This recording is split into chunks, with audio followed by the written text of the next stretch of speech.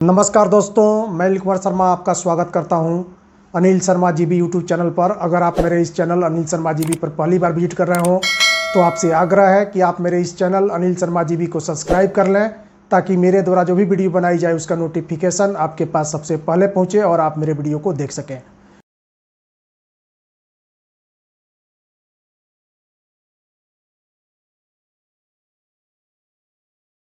तो दोस्त, इससे पहले आपसे एक आग्रह है कि हमारे चैनल को अभी तक जो सब्सक्राइब नहीं किए हैं, कृपया कर हमारे चैनल को सब्सक्राइब कर दें, ताकि हमारी हर खबर पहुंचे आप तक सबसे पहले। हाँ, तो के पाठक के निर्देश पर शिक्षा विभाग ने आपको बर्खास्त करने का आदेश दे दिया। ऐसे में आप क्या कहना चाहेंगे? हम ओस के कतरे हैं कि बिखरे हुए मोती, धोखा नजर आए तो हमें रेल के देखो, कानों में बड़ी देर तलक गूंज रहेगी, खामोश चट्टानों से जरा बोल के देखो। के पाठक जी के बर्खास्त कर देने से और उनके आदेश दे देने से हम डर जाएंगे और शिक्षकों की आवाज बंद हो जाएगी, ऐसा नहीं होगा। बर्खास्तगी के लिए अनुशंसा की गई है, नियोजन इकाई देखेगी।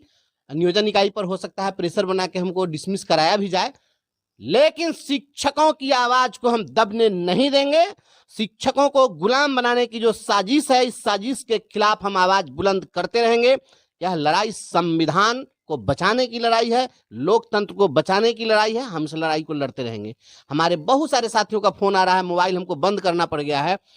मैं तमाम साथियों को हाथ जोड़कर के इसके लिए मैं धन्यवाद देता हूं। आपकी संवेदनाओं को मैं स्वीकार करता हूं और मैं यह कहना चाहता हूं, आप सभी लोग सोच रहे होंगे कि इनके इस आदेश और इस फरमान से मैं विचलित हो गया हूं या मैं डर गया हूं, तो मैं डरने वाला नहीं हूं। भगत सिंह को जब फांसी दी जा रही थी तो फांसी देते समय एक अंग्रेज ऑफिसर ने पूछा कि भगत सिंह बताओ तुम्हारी अंतिम इच्छा क्या है। तो भगत सिंह ने कहा मेरी अंतिम इच्छा है कि भारत माता को आजाद कर दो। उसने कहा कि यह संभव नहीं है, कुछ दूसरा कुछ इसके बदले में कहना है तो कहो। तो कहा कि दूसरा कुछ मुझे यही कहना है कि यदि भारत माता को आजाद नहीं कर सकते हो तो जितनी जल्द हो उतनी जल्द मुझे फांसी पर चढ़ा दो, ताकि मैं उतनी ही जल्द फिर भारत माँ के कोख में पैदा होकर मैं तुमसे बदला ले सकूं। ऐ मोगेम्बो, जान लो, भगत सिंह के इतिहास को पढ़ने और पढ़ाने वाले शिक्षक हैं हम इस तरह के कार्रवाई से डरने वाले नहीं हैं।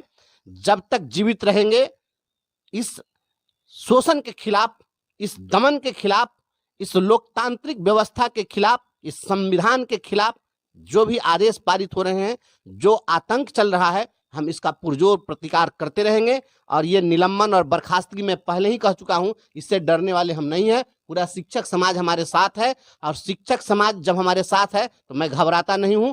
जो भी लड़ाई होगी इस लड़ाई को हम लड़ लेंगे। हम महाराणा संग्राम सिंह का इतिहास पढ़ाते हैं, जो इतिहास में हम पढ़ते हैं उनको जब 80 जख्म लगे थे शरीर में, एक आंख चली गई थी, एक पैर चला गया था, लेकिन राणा सांगा ने कभी पीछे मुड़कर नहीं देखा और उस जख्म की हालत में भी लड़ने का काम किया। ये बहादुरों की मिट्टी है और ये शहीदों की मिट्टी है। हम अपने ऐसे ऐसे बलिदानियों को अपना आदर्श मानते हैं, इसलिए लड़ाई जारी रहेगी।